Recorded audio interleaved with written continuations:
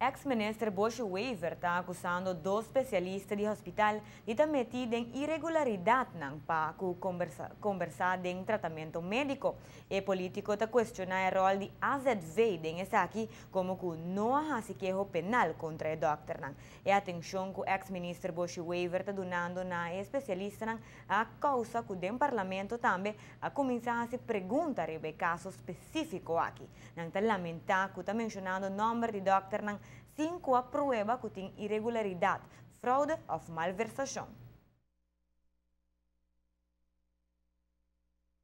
Eu quero que é muito importante hora que tem mal prática de qualquer especialista, qualquer doctor, qualquer gente, é importante que você investigue, eu quero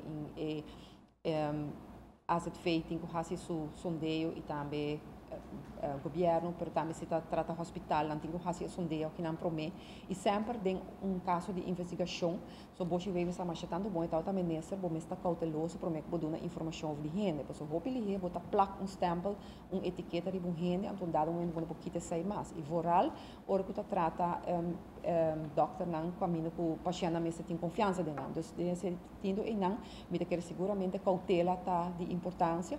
Pero ora mita weita que também chama nome rang que sakina mita bisa wel si bota sina leu que bota bisa que boting assina hopi fax para que ko bonota kane caminda by Ministério Público.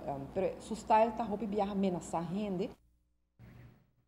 Mervyn Wyatt, presidente da Comissão Fijo de Salubridade Pública do Parlamento, ele assegura que vai atender vários assuntos que têm a ver com o manejo do hospital Caba com o ministro, que ainda há 6 semanas para apresentar um relatório que é hecho no Parlamento.